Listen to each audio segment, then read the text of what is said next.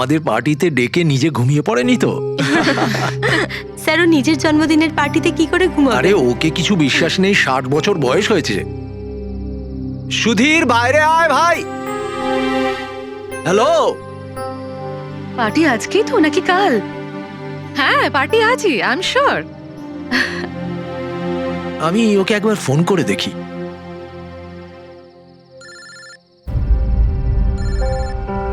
ভেতর থেকেই তো রিং শোনা যাচ্ছে, তাহলে কেউ গেট খুলছে না কেন? তাহলে ভিতর থেকে কেউ দরজা কেন খুলছে না? আমি বললাম না 60 বছর বয়স, এখনো বাচ্চা আছে। Sudhir,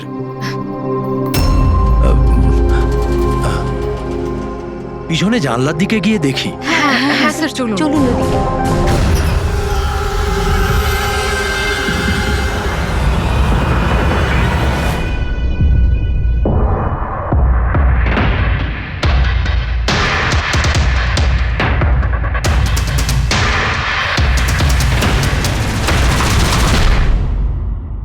emergency medical card. এনার আমন্ড আর শেলফিশে অ্যালার্জি আছে।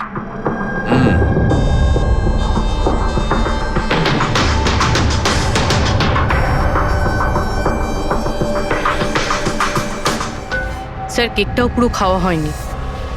এই দেখুন, মনে হচ্ছে কেক কাটার কিছুক্ষণের মধ্যেই এরা সবাই মারা গিয়েছেন।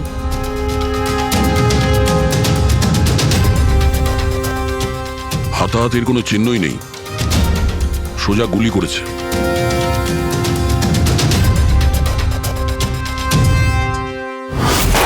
এইভাবেই গুলি চালিয়েছে।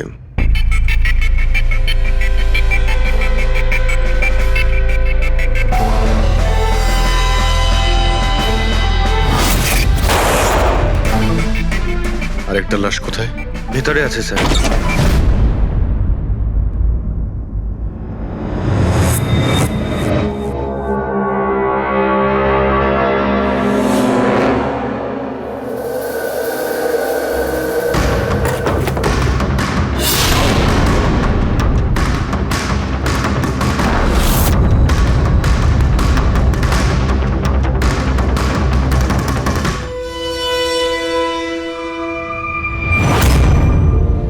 গান কেস,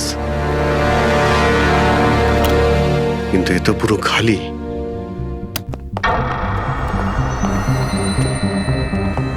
তবে স্যার, এই ঘটনা ঘটেছে কতক্ষণ হয়েছে? এই 4 জনের মৃত্যুই কালকে দুপুর 2টো থেকে 4টের মধ্যে হয়েছে।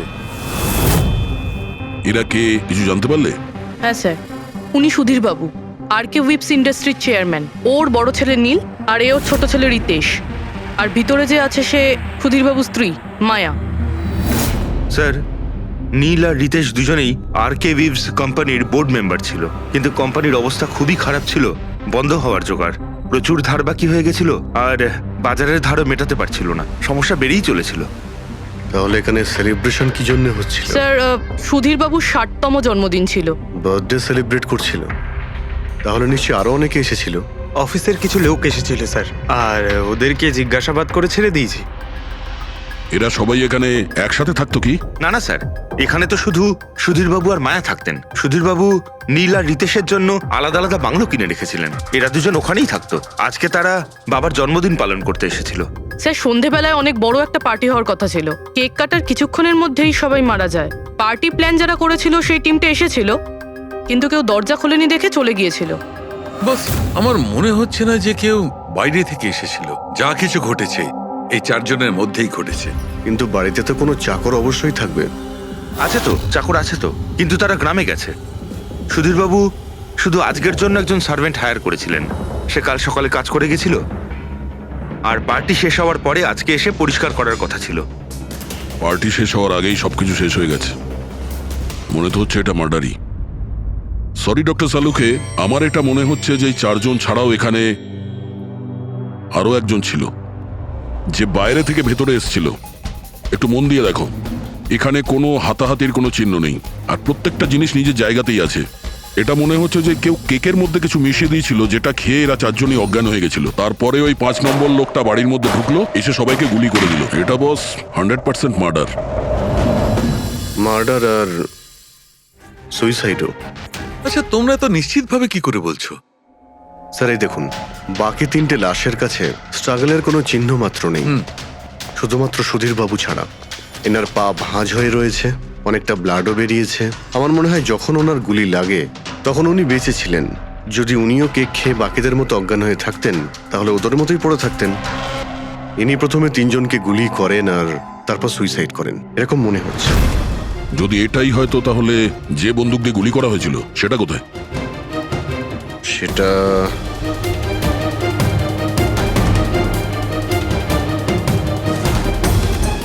এইখানে গুলি লেগেছিল মানে মাথাতে। সুধীর বাবু যদি এইভাবে গুলি চালান তো এইভাবেই হয়তো পড়েছেন আর তখনই হাত থেকে বন্দুকটা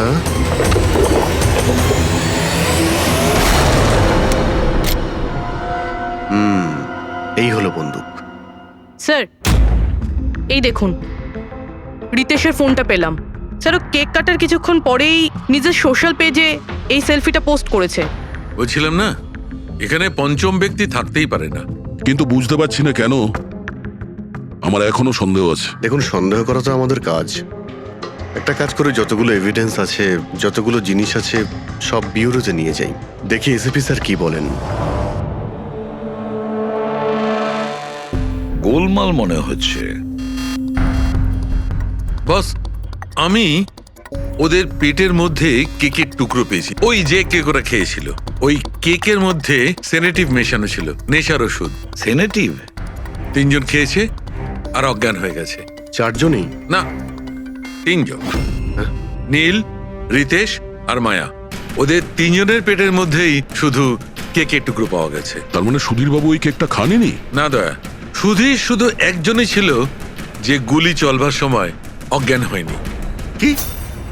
সুধীরবাবু নিজের জন্মদিনে এই কেক খাননি? হয়নি, কারণ ওই কেকের মধ্যে বাদাম মেশানো ছিল। কিন্তু স্যার ওনার বাড়ির লোকের তো নিশ্চয়ই জানা আছে যে ওনার বাদাম থেকে অ্যালার্জি ছিল। এক্স্যাক্টলি। তাহলে এই কেক আনলো কেন? অদ্ভুত ব্যাপার। সুধীর বাবুর বার্থডে ছিল আর কেক ওই 3জনে খেয়েছিল। কেক 3জনে খেয়েছিল, কিন্তু ওখান থেকে যে বন্দুকটা পাওয়া গেছে তাতে 4টে গুলি খরচ হয়েছে, যেগুলো এদের গায়ে লেগেছে। অদ্ভুত ব্যাপার যে ওর ওপর সুধীরের আঙুলের ছাপ আর আছে। ওই বন্দুকটাও তো সুধীর বাবুর নামেই রেজিস্টার করা। তো সুধীর বাবু প্রথমে ওই 3জনকে গুলি করে আর তারপর নিজে সুইসাইড করে, কিন্তু কেন? ঝামেলা এড়ানোর জন্য।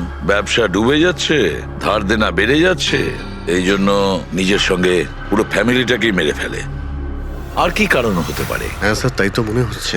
সুধীর বাবু ইচ্ছে করেই ওই বাদামওয়ালা কেক নিয়ে এসেছিল যাতে ওনাকে না খেতে হয়, আর উনি সেনেটিভ মিশিয়ে ওই কেকটা সবাইকে খাইয়ে দেন। আর অজ্ঞান হওয়ার পরে তাদের মেরে ফেলে নিজেও আত্মহত্যা করেন।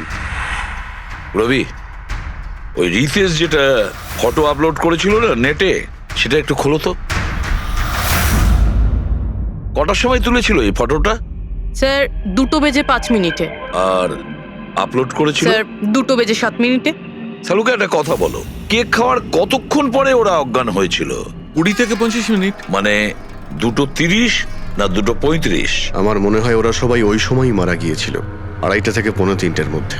মানে সবকিছু ঘটেছে ওই 40 মিনিটের ভেতরেই। 1 মিনিট, ওই দেখো, ওই ছায়াটা কার? ওই শ্যাডো? এই 4জন তো এখানে দাঁড়িয়েছিল, তাহলে ছায়া ওখানে গেল কি করে? সেটা ওখানে গিয়েই দেখতে হবে। এই শ্যাডোটা কার ছিল? 2:04।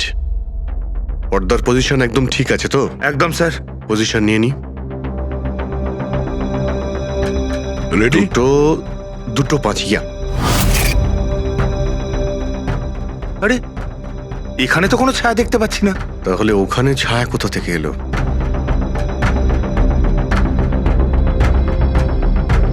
রোদটা এই দিক থেকেই আসছে। পুরবি, তুমি ওইখানটা গিয়ে দাঁড়াও তো।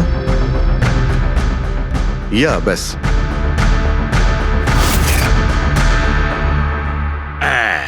এইখানে ছায়াটা দেখা যাচ্ছে, ঠিক যেমনটা ওখানে ছিল, সেম টু সেম। আমি ঠিকই বলেছিলাম, এখানে কোনো 5 নম্বর লোক ছিল। আর সে ওখানেই দাঁড়িয়েছিল যেখানে আমি দাঁড়িয়েছিলাম। এই সেই লোকটাই হবে যে সুধীরবাবু আর তার পরিবারকে মেরেছে। আর সে আমাদের অলমোস্ট ধোকা দিয়ে দিয়েছিল যে এটা মার্ডার কাম সুইসাইড। আর ওর ছায়াই ওকে ধোকা দিয়ে দিয়েছে।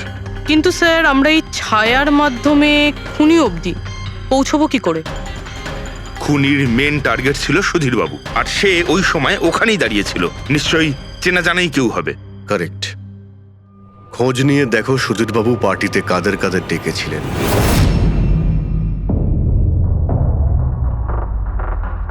স্যার আমি পড়ি। তুমি সুধীরের এক্সিকিউটিভ অ্যাসিস্ট্যান্ট? হ্যাঁ। স্যার আমি Jahnavi. Marketing head. Yes sir. হ্যাঁ স্যার, আমি জগন্নাথ, আমি কোম্পানির লয়ার। আর সুধীর বাবুর পার্সোনাল লয়ারও। আগে হ্যাঁ, কিন্তু আপনারা আমার কাছে কি জানতে চাইছেন? সুধীরবাবুর কোম্পানিতে প্রায় 300 লোক কাজ করতেন, কিন্তু উনি পার্টিতে শুধু আপনাদের 3 জনকেই ডাকলেন। এরকম কিসের বিশেষ সম্পর্ক ছিল আপনাদের সঙ্গে সুধীরবাবুর? স্যার আমি আগেও বলেছি যে আমি ওনার এক্সিকিউটিভ অ্যাসিস্ট্যান্ট। তো একজন এক্সিকিউটিভ অফিসারের সঙ্গে এতটা পার্সোনাল রিলেশনশিপ? স্যার আমি ওনার শুধু কাজই না, বরং ওনার পার্সোনাল লাইফও ম্যানেজ করতাম। আই মিন পার্সোনাল আর প্রফেশনাল দুটোই। আর ওই দিনও আমি পার্টি ম্যানেজ করতে গেছিলাম, সেলিব্রেট করতে না। আর উকিল বাবু আপনি? স্যার আমি আর সুধীর হলাম ছোটবেলাকার বন্ধু। ওর বার্থডে আর আমি যাব না, এটা কি করে হতে পারে? আর আপনি, আপনাকে কেন ইনভাইট করেছিল সুধীরবাবু পার্টিতে? স্যার আমাকে সুধীর স্যার না, নীল ইনভাইট করেছিল। আমি আর নীল খুব ভালো বন্ধু ছিলাম। I see. তো আপনি ওনার পুরো শিডিউল ম্যানেজ করতেন। তো এই বার্থডে পার্টির দিন কেউ কি আসার কথা ছিল? কোনো মিটিং রেখেছিলেন আপনারা? স্যার ওই দিন ব্যাংক হলিডে ছিল, তার জন্য কোনো মিটিং বা অ্যাপয়েন্টমেন্ট ছিল না। আর ওনার বার্থডে ছিল, তাই উনি পুরো দিন ওনার ফ্যামিলির সাথেই কাটাতে চাইতেন। দুপুর 2টো থেকে 3টের মধ্যে আপনারা কোথায় ছিলেন? স্যার আমি তো আমার বাড়িতেই ছিলাম, ভ্লগ বানাচ্ছিলাম। ব্লগ? Video blog. আমার একটা ইন্টারনেট চ্যানেল আছে যেখানে আমি ভিডিও বানিয়ে আপলোড করি। স্যার আমি বাড়িতে ঘুমোচ্ছিলাম, আমার শরীরটা ঠিক ছিল না। স্যার আমি আমার ফ্যামিলির সাথে ফিল্ম দেখতে গিয়েছিলাম।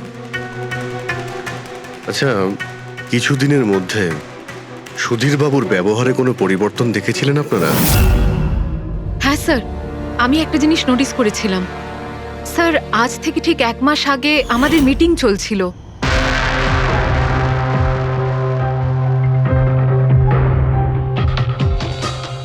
স্যার কি ব্যাপার, ভেতরে এসো। ঠিক আছে তুমি যাও।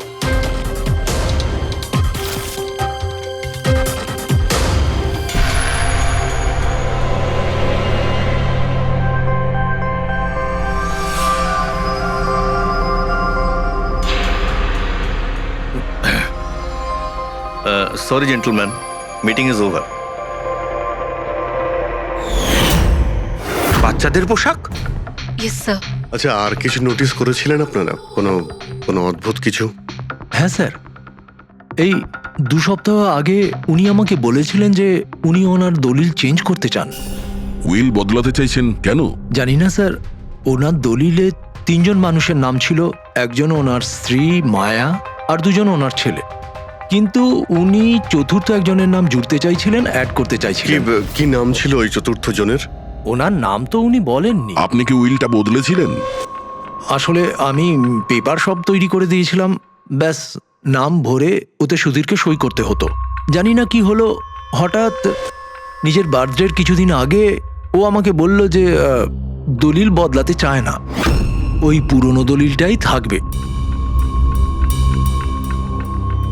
ঠিক আছে, এই চতুর্থ ব্যক্তি আবার কোথা থেকে এলো যার নাম সুধীরবাবু নিজের উইলে ইনক্লুড করতে চেয়েছিলেন?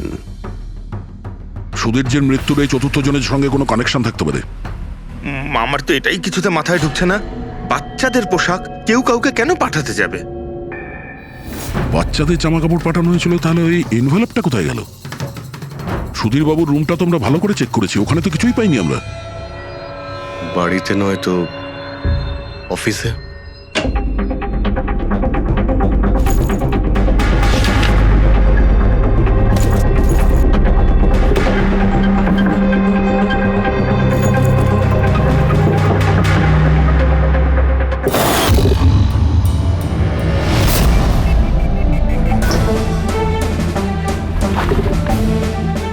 পেয়ে গেছি।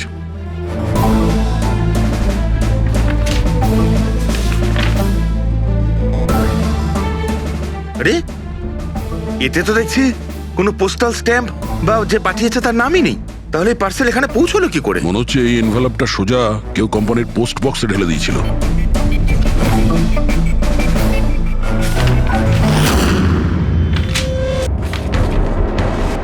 এই এনভেলপটা ডক্টর সালুকের কাছে পাঠিয়ে দিই, উনি হয়তো কিছু পেতে পারেন। ঠিক আছে। আচ্ছা, এই জাহ্নবী বলছিল যে এই পার্সেলটা দেখে মিস্টার সুধীর একদম চমকে গিয়েছিলেন। হতে পারে কোনো পুরনো স্মৃতি জেগে উঠেছিল। আর তারপর উনি কাউকে কলও করেছিলেন হয়তো। আগের মাসের কল ডিটেলস সুধীরবাবুরটা দেখি এই এনভেলপ পাওয়ার পরে সুধীরবাবু সবার আগে কাকে ফোন করেছিলেন? সুধীরের ফোন এসেছিল অনেক বছর বাদে। কি কথা হয়েছিল আপনাদের দুজনের? খুব রেগেছিল যে আমি ওকে কেন এনভেলপটা পাঠিয়েছিলাম, কিন্তু আমি তো ওকে এনভেলপ পাঠাইনি। কিন্তু কোনো কারণ তো ছিল যাতে সুধীরবাবু আপনাকে সন্দেহ করেন। হ্যাঁ নিশ্চয়ই, ওই এনভেলপে বাচ্চার জামা ছিল। ওর মনে হয়েছিল ওটা সেই জামাটাই যেটা আমি আর সুধীর আমাদের সন্তানের জন্য কিনেছিলাম। আমাদের বাচ্চার জন্য? আমার আর সুধীরের সন্তান। 30 বছর আগে আমি আরকে ওয়েবস কোম্পানিতে অ্যাকাউন্ট ডিপার্টমেন্টে কাজ করতাম। সুধীরের বাবা সেটার মালিক ছিল। ওখানেই সুধীর আর আমার সম্পর্ক হয়েছিল। আর কিছু বোঝার আগেই আমি বুঝতে পারি যে আমি সুধীরের সন্তানের মা হতে চলেছি। তো আপনাদের দুজনের বিয়ে হয়নি? না, হয়নি। সুধীর তো কথা দিয়েছিল, কিন্তু ওর প্যারেন্টস রাজি হয়নি, কারণ আমি ওদের স্টেটাসে ছিলাম না। ওনারা তো সুধীরের বিয়ে অনেক বড়লোক বাড়িতে আর সেম স্টেটাসে করতে চেয়েছিলেন। তারপরে ওর প্যারেন্টস আর ফ্যামিলি খুব চেষ্টা করেছিল ওকে, আমাকে, এমনকি আমার ফ্যামিলিকেও বোঝানোর জন্য যে আমি বাচ্চাটাকে নষ্ট করে দিই। আমিও ঠিক করেছিলাম যে যাই হয়ে যাক আমি আমার সন্তানকে জন্ম দেবই। 15ই মার্চ 1990 সালে আমার সন্তান এই পৃথিবীতে এসেছিল, কিন্তু সেই রাতেই ও মারা গিয়েছিল। যে বাচ্চাটাকে কোলে নিয়ে আদর করছিলাম, ছোট ছোট জামা কাপড় পরাচ্ছিলাম, কিচ্ছু করতে পারিনি আমি। আমি ভেবেছিলাম যে এরকম সময় তো সুধীর আমার পাশে থাকবে, আমাকে সাপোর্ট করবে, কিন্তু ও তো এর আগেই আমার সাথে কথা বলাটাও বন্ধ করে দিয়েছিল। আর ওই মাসেই ও মায়াকে বিয়েও করেছিল। তো সেই জন্যই আপনি আজ অব্দি বিয়ে করেননি আর এখানে একাই থাকেন? হ্যাঁ। সুধীরবাবু আপনার সঙ্গে যা যা করেছেন তার জন্য খুব কষ্ট হয়েছে আপনার, হয়তো খুব ঘেন্না করতেন ওকে। আমার থেকে বেশি ঘেন্নাও কে আর কেই বা করতে পারে। উনি আপনাকে আপনার অধিকার দেয়নি, আপনি সম্পত্তিতে ভাগ চাইলেন, আর যখন সম্পত্তি উনি আপনাকে দিলেন না তখন আপনি রেগে গেলেন আর মেরে দিলেন ওকে। আমি ওকে মারিনি, আর আমি ওকে কেন মারবো? আমি তো চেয়েছিলাম যে ও বেঁচে থাকুক আর সারা জীবন কষ্ট পাক। যেদিন সুধীরবাবু মারা যান সেদিন দুপুরবেলা আপনি কোথায় ছিলেন? আমি বাড়িতেই ছিলাম। আপনার কাছে কোনো উইটনেস বা প্রমাণ আছে? কোনো প্রমাণ নেই। হ্যালো, হ্যাঁ স্যার। ওকে স্যার, হ্যাঁ এখানেই আছেন, আমি বলে দিচ্ছি। হ্যাঁ, ইয়েস স্যার। স্যার সালুমকে স্যার ফরেন্সিকে ডাকছেন তাড়াতাড়ি, বলছিলেন যে কিছু দেখাতে চান। ওকে।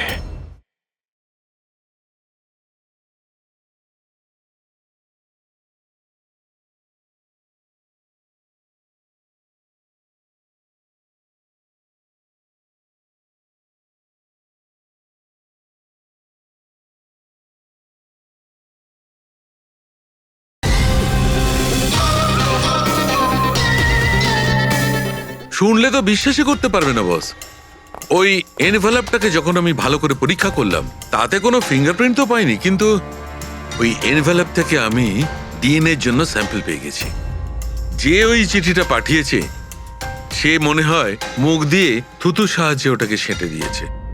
আর এইভাবে ওই এনভেলপ থেকে আমি স্যালাইভা স্যাম্পল পেয়ে গেছি, যার থেকে ডিএনএ টেস্ট করতে পারবো।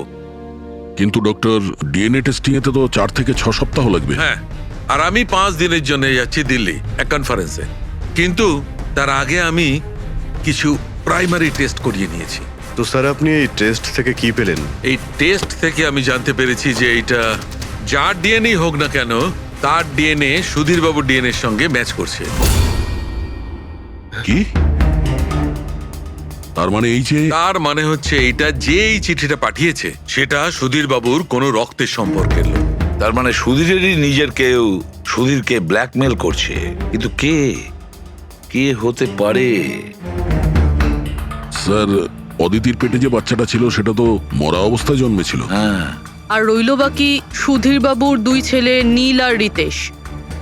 ওরা দুজন আবার সুধীর বাবু আর অদিতির গোপন রহস্যটা জেনে ফেলেননি তো? হতে পারে তার জন্যই ব্ল্যাকমেল করছিলেন, বাচ্চাগুলোর পোশাক পাঠিয়ে। আচ্ছা স্যার, ওই যে বাচ্চাদের পোশাক পেয়েছিলাম, ওগুলো কি সত্যি পুরনো নাকি ময়লা টয়লা করে পুরনো দেখানোর চেষ্টা করা হয়েছে? আমি ওগুলোকে স্পেশালাইজড ল্যাবে পাঠিয়ে দিয়েছি চেক করার জন্য, তাড়াতাড়ি জানা যাবে। আচ্ছা, পুরবি সুধীর বাবুর ছেলের ব্যাপারে কি জানতে পেরেছো? কি করতো? স্যার 1 বছর আগে সুধীর বাবু নিজের কোম্পানিতে নিজের ছেলেদেরকেই বোর্ড মেম্বার বানিয়েছিলেন, আর তারপর থেকেই কোম্পানি লসে যেতে শুরু করলো। ওরা কোম্পানির টাকা নিয়ে নিজেরাই নয়ছয় করতো, দামি দামি গাড়ি, প্রচুর শখ মেটাতো, সবকিছু করতো শুধু কাজ বাদ দিয়ে। কিন্তু স্যার, সুধীরবাবু তার ছেলেদের খুব ভালোবাসতেন, দুজনের জন্য আলাদা আলাদা বাংলো। আচ্ছা, এটা নয় তো যে ওদের দুজনের মধ্যেই কেউ ওই এনভেলপটা লেটার বক্সে ফেলেছিল? কিন্তু একটা কথা কিছুতেই মাথায় ঢুকছে না, এই ব্ল্যাকমেলিং কেন? আরে ভাই, টাকার জন্য। কোম্পানি ডুবে যাচ্ছিল। কারেক্ট। কোম্পানি কাঙাল হওয়ার আগে যা কিছু গুছিয়ে নিতে পারো গুছিয়ে নাও। যদি সুধীর বাবুর দুই ছেলে তাদের বাবাকে টাকার জন্য ব্ল্যাকমেল করে থাকে, তাহলে নিশ্চয়ই ওনার ব্যাংকের অ্যাকাউন্টে নিশ্চয়ই টাকা এসে থাকবে, খুব বড় রকমের ফিগার। একটা কাজ করো, এই দুজনের পার্সোনাল অ্যাকাউন্ট, কোম্পানি অ্যাকাউন্ট সব চেক করো, দেখো কোনো বড় অ্যামাউন্ট এসেছিল কিনা। স্যার, স্যার কিছু পেয়েছি স্যার। আরকে উইপস ইন্ডাস্ট্রি থেকে কোটি টাকা ট্রান্সফার হয়েছে স্যার। কার অ্যাকাউন্টে ট্রান্সফার হয়েছে? 1 মিনিট দেখছি। এগুলো রিতেশ আর নীলের অ্যাকাউন্টই হবে? না স্যার, প্রাইভেট অ্যাকাউন্ট, রেচেলের নামে। কোন টাকা? আপনারা কি নিয়ে কথা বলছেন? আমি কিচ্ছু জানি না। কোন টাকা? সেই টাকাটা যেটা আরকে উইপস এর অ্যাকাউন্ট থেকে তোমার অ্যাকাউন্টে ট্রান্সফার হয়েছে। এবার কিছু মনে পড়েছে? ওটা ওটা তো আমার স্যালারি, আমি ওখানে কাজ করতাম। স্যালারি? 11 কোটি স্যালারি? হ্যাঁ, তাও আবার 2 সপ্তাহের। ওই হিসাবে তো তোমার মান্থলি স্যালারি 22 কোটি টাকা হবে। কি কাজ কি করো তুমি? ব্ল্যাকমেলিং এর কাজ। তুমি আর রিতেশ দুজন মিলে সুধীর বাবুকে ব্ল্যাকমেল করছিলে। দেখো রিচেল, আমরা খুব ভালো করেই জানি যে তুমি আরকে কোম্পানিতে একদিনের জন্যও কাজ করনি। এবার পরিষ্কার করে সত্যিটা বলবে নাকি? রিতেশ কিন্তু আর নেই, তাই যত শাস্তি সব তোমাকেই কিন্তু পেতে হবে। ব্ল্যাকমেলিং আর এক্সটর্শনের শাস্তি জানো তুমি? আমি কাউকে ব্ল্যাকমেল করিনি। তাহলে সুধীর বাবু কি তোমাকে 11 কোটি টাকা এমনিই দান করে দিলেন? সুধীর আঙ্কেল তো ওই টাকা ট্রান্সফারই করেননি। তাহলে কে করেছিল? আমার বয়ফ্রেন্ড রিতেশ।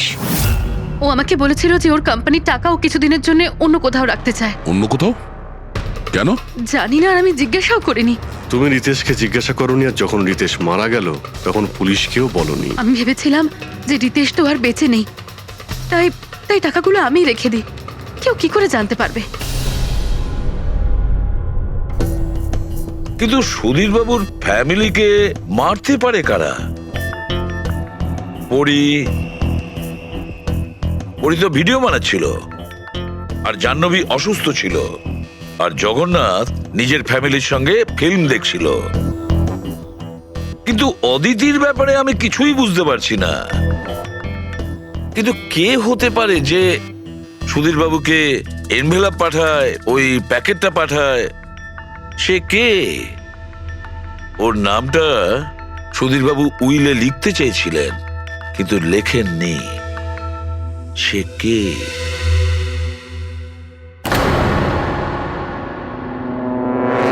প্রেমের দ্বিতীয় কেকটা কোথা থেকে আসলো? হ্যাঁ স্যার, এখানে দুটো কেক। সেটাই তো, যখন বার্থডে ছিল সুধীর বাবু তার নিজের ফ্যামিলির সঙ্গে, ছোট কেকটা কেন কাটতে যাবে যেখানে এত বড় কেকটা রয়েছে এর সামনে? স্যার, যাতে ও রাতে পার্টিতে বড় কেক খেতে পারে। আরে ভাই, সুধীরবাবু কি 18 বছরের বাচ্চা ছিল নাকি যে নিজের বার্থডেতে দুটো কেকের অর্ডার দেবে? স্যার হতে পারে এই কেকটা ওনাকে কেউ গিফট করেছে, এই কিন্তু বাদামওয়ালা কেক। সেটা তো বক্সে নিয়ে আসবে, আর তার উপরে কেক শপের নামটাও লেখা থাকবে। না স্যার, ওখানে ওখানে তো আমরা কোনো বক্স পাইনি। ছিল না? হতে পারে কেউ এই কেকটা বাড়িতে বানিয়েছে। সেই জন্যই আমরা ওখানে বক্স পাইনি। কিন্তু এই আমন্ড দেওয়া কেক পাঠালোটাকে? স্যার, হ্যাঁ, স্যার আমি জাহ্নবীর সোশ্যাল প্রোফাইল চেক করছিলাম। স্যার এখানে ওর অনেক অনেক ছবি আছে যেখানে ও কেক আর পেস্ট্রি বেক করছিল। বেকিং ও খুব পছন্দ করে। হ্যাঁ আমি বেকিং পছন্দ করি, তাতে কি? তো কিছু না, তুমি বাদামওয়ালা কেক বানিয়েছিলে না সুধীর বাবুর জন্য? আমি যখন জানি যে ওনার বাদামে অ্যালার্জি, তাহলে আমি ওনার জন্য বাদাম কেক কেন বানাবো? কারণ তুমি চাইছিলে যে উনি কেকটা না খান, যদি খেত অজ্ঞান হয়ে যেত না।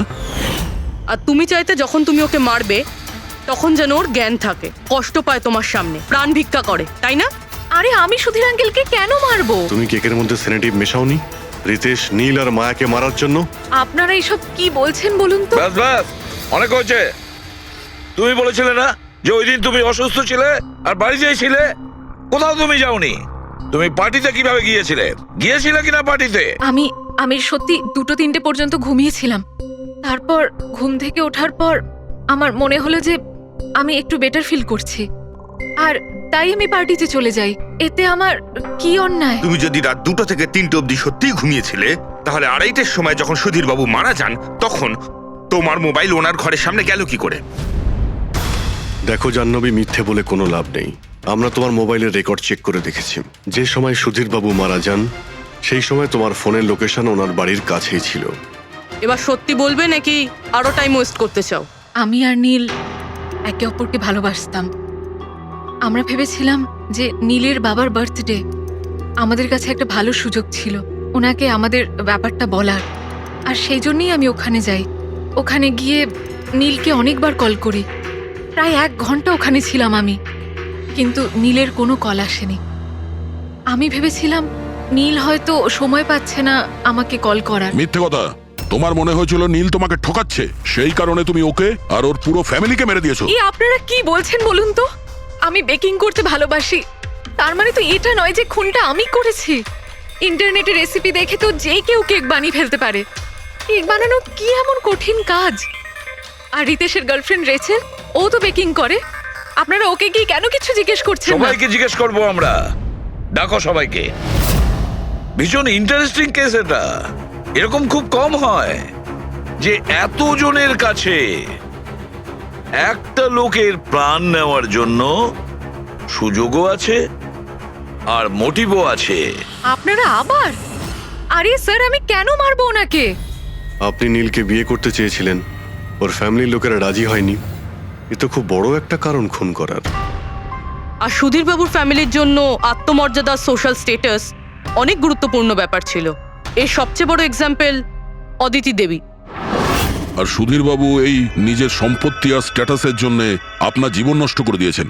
তাহলে আপনার থেকে বেশি ঘৃণা আর কে করতে পারে? আমার কাছে পয়সার কোনো মূল্য নেই, আর না কোনো বিষয়ে রিগ্রেট। আফসোস তো তোমার হওয়ার কথা রাচেল। এখানে তো 5,000 টাকার জন্য মানুষ মানুষকে খুন করে, আর তুমি তো বসে বসে 11 কোটি টাকা পেয়েছো। আর আপনি? আপনার হাতে তো সুধীর বাবু তার লাইফের রিমোট কন্ট্রোল দিয়ে দিয়েছিল। আপনি সবই জানতেন ওনার ব্যাপারে। এটাও জানতেন যে উনি ওনার গানটা কোথায় রাখেন। দেখুন, আপনাদের যা ইচ্ছে বলতে পারেন। আমি আপনাকে আগেও বলেছিলাম যে আমি সেদিন ঘরে ভিডিও ব্লগ বানাচ্ছিলাম, চাইলে আমার ফোনও চেক করতে পারেন। হ্যাঁ হ্যাঁ, নিশ্চয়ই। ওই দেখি, জানা তো যাবে কিভাবে ভিডিও ব্লগ বানানো যায়।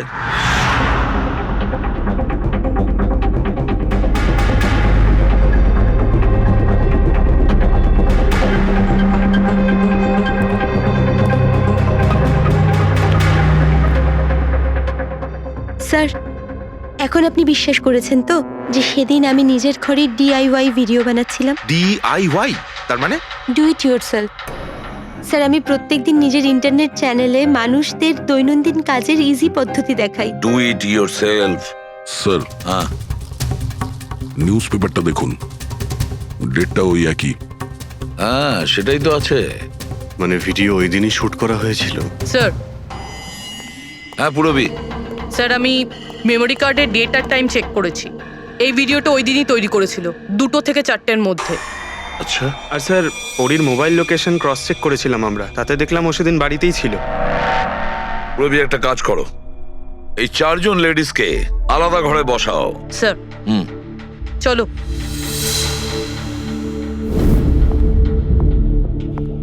স্যার কি ভাবছেন আপনি? সমস্ত প্রমাণ তোর পক্ষেই দেখছি। এই কেসটা তো আমি অন্ধকারে ডুবে যেতে দেখছি। ঠিক একটা কথা তো পরিষ্কার, যখন অন্ধকার হয় তখন কোনো ছায়া পড়ে না, কিন্তু আমার মনে হয় এই পুরো কেসটাই ছায়ারই খেলা। সানডাইল জানো তো? সানডাইল এই জিনিসটা আসলে সূর্যের আলো কোন দিকে যায় সেই অনুযায়ী টাইমটা দেখায়। হ্যাঁ, সানডাইল এমন একটা জিনিস যেটা থেকে আমরা আকাশের সূর্যের পজিশনটা বুঝতে পারি, যেটা থেকে আমরা সময়টা আন্দাজ করতে পারি। এবার দেখো, আমাদের পৃথিবী ঘুরতে থাকে আর সেই জন্য সূর্যের অ্যাঙ্গেলটাও বদলে যায়, যেটার কারণে সানডাইলে ছায়ার পজিশনটা বদলাতে থাকে। এটা তো মাথায় ঢুকে গেছে স্যার, কিন্তু এটার এই কেসটার সাথে কি সম্পর্ক বলুন এর তো? সঙ্গে সম্পর্ক আছে ফেডরিক। পরি, এই পুরো প্রমাণগুলোই আমরা পরীর কাছ থেকে কালেক্ট করেছি। পরি সে এমন একজন কেউ পুরো এভিডেন্স গুলো ম্যানিপুলেট করতে পারে, মেমোরি কার্ডের ডেটটাও চেঞ্জ করতে পারে, পুরো এভিডেন্সেস কন্ট্রোল করতে পারে, কিন্তু সূর্যকে কন্ট্রোল পরি করতে পারে না। ভুলে যেও না যে সূর্য কোনো সময়ে ভুল সময় সে দেয় না। তার মানে পরি ভিডিওতে ডেট আর টাইম দুটোই চেঞ্জ করে দিয়েছে? হয়তো চেঞ্জ করেছে বা করেনি, কিন্তু এখন আমরা এই ছায়াকে প্রশ্ন করব যে পরি সত্যি বলেছে না মিথ্যে বলেছে।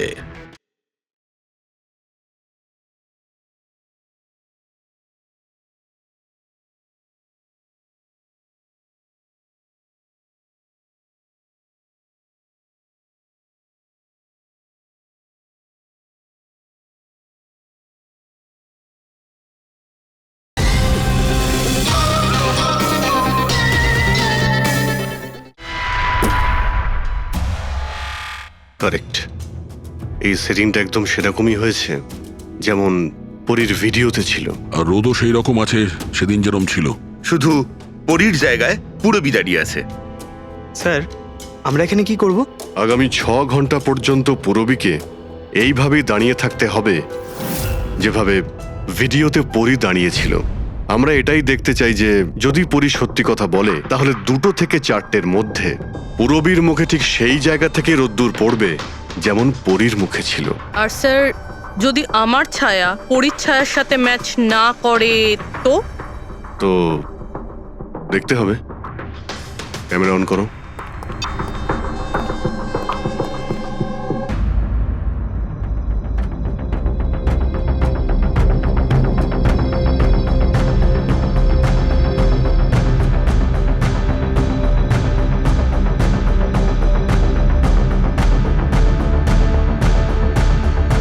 চলো, গুড। ওকে পুরবী, রিল্যাক্স। আচ্ছা কি আছে এই ভিডিওতে? আরে দেখতে দাও ভাই।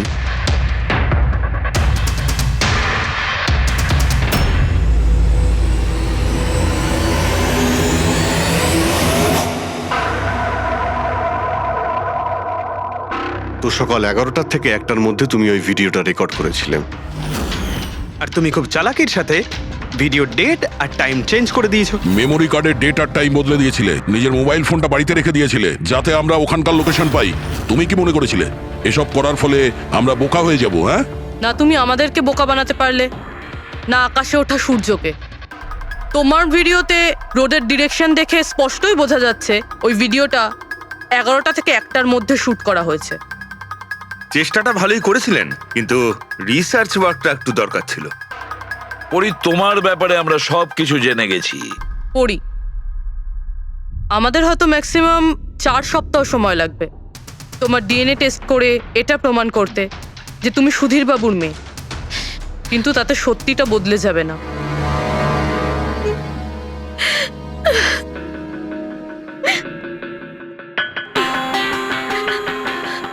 আমি ওনাকে মারতে চাইতাম না, একদমই মারতে চাইতাম না ওনাকে। আমি তো শুধু এইটুকু চাইতাম যে উনি আমাকে স্বীকার করুক। ছোট থেকে এখনো অবধি আমি অনাথ আশ্রমে বড় হয়েছি, তার জন্য একটা ফ্যামিলি চাইতাম আমি। তুমি সুধীর বাবুর ব্যাপারে জানতে পারলে কিভাবে? ওই আমার ছোটবেলার জামা কাপড়ের জন্য। ওই জামা কাপড়ে হসপিটালের কার্ড ছিল, উনি ওটা বের করতে ভুলে গেছিলেন। ওই কার্ডে বাবার নাম্বারও ছিল। তারপর আমি বাবাকে অনেক খুঁজলাম, তখন শেষ পর্যন্ত ওনার কোম্পানির কথা জানতে পারলাম। কিন্তু তুমি ওনার কোম্পানি কেন জয়েন করলে? তুমি চাইলে সুধীরবাবুকে অন্য জায়গাতেও কথাটা বলতে পারতে যে তুমি ওনার মেয়ে। কিন্তু আগে আমি ওনার সাথে দেখা করতে চাইতাম, চিনতে চাইতাম ওনাকে। তারপর আস্তে আস্তে জানতে পারলাম যে উনি খারাপ মানুষ নন, মনের দিক থেকে খুবই বড়। তখন আমি ভাবলাম যে হয়তো ওই সময় ওনার অবস্থা খুব খারাপ ছিল, তাই অনাথ আশ্রমে দিয়েছিল আমাকে। কিন্তু এখন তো ওনার খুব ভালো অবস্থা, এখন তো উনি আমায় আপন করতে পারতেন। তাহলে ওনার সঙ্গে দেখা হতে না হতেই প্রপার্টিতে ভাগ কেন চাইলে? কারণ আমি জানতে চাইতাম যে ওনার কাছে ইম্পর্টেন্ট কি, টাকা না আমি। তার জন্যই সুধীর বাবু ওনার উইল চেঞ্জ করতে চাইছিলেন। হ্যাঁ, আর এটা শুনে আমি খুব খুশি হয়ে গেছিলাম। কিন্তু সুধীর বাবু তার সিদ্ধান্ত বদলে ফেলেছিলেন, যেটা তুমি সহ্য করতে পারোনি। স্যার, ও সব ওনার ওয়াইফ আর ওনার মেয়ের জন্য হয়েছিল। ওরা এটা সহ্যই করতে পারছিল না যে বাবা আমার নাম উইলে অ্যাড করছিল। অর্থাৎ আরও একবার সুধীরবাবু আপনাকে মেনে নিতে অস্বীকার করলেন। হ্যাঁ, আর এইবারও ঠিক ফ্যামিলির জন্যই। উনি একদম বদলাননি, উনি একদম ঠিক আগের মতোই ছিলেন। সেলফিশ, সুবিধাবাদী, দায়িত্বজ্ঞানহীন। সহজভাবে নিজের ভাগটা পাননি বলে ওনাকে ব্ল্যাকমেল করতে শুরু করে দিলেন। না, আমি যখন ওনাকে প্রথম এনভেলপ পাঠিয়েছিলাম তখন আমার এরকম উদ্দেশ্য ছিল না। আর না আমি এতটাই বোকা যে এনভেলপ নিজের মুখ দিয়ে সিল করব। আমি তো এটাই ভাবতাম যে অ্যাটলিস্ট উনি আমাকে নিজের ফ্যামিলিতে ইনক্লুড করুক, আমার নিজেরও একটা ফ্যামিলি হোক। আর তার জন্যই আমি বাবার জন্মদিনের দিন নেশাযুক্ত ওষুধ দিয়ে বাদামের কেক নিয়ে ওনার বাড়িতে গেছিলাম। Happy birthday to you.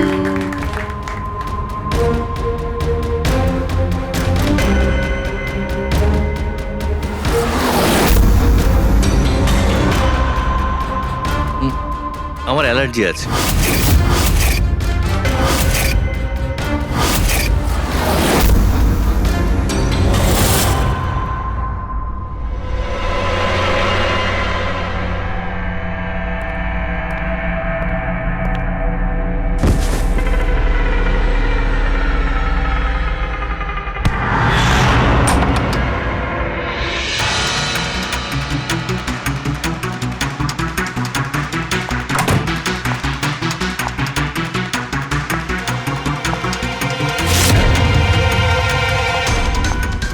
বাবা,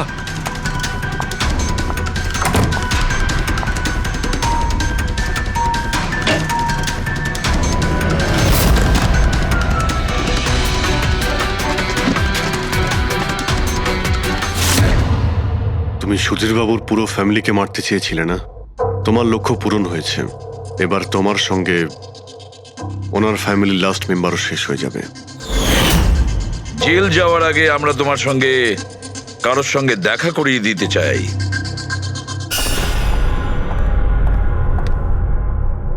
ইনি অদিতি দেবী, তোমার মা। মা, আপনাকে মিথ্যে বলা হয়েছিল যে আপনার সন্তান মৃত জন্ম নিয়েছিল।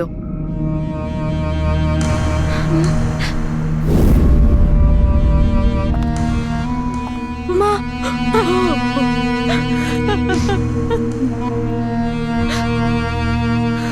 ওর এই সুধীর বাবু আর তার ফ্যামিলিকে শেষ করে দিয়েছে।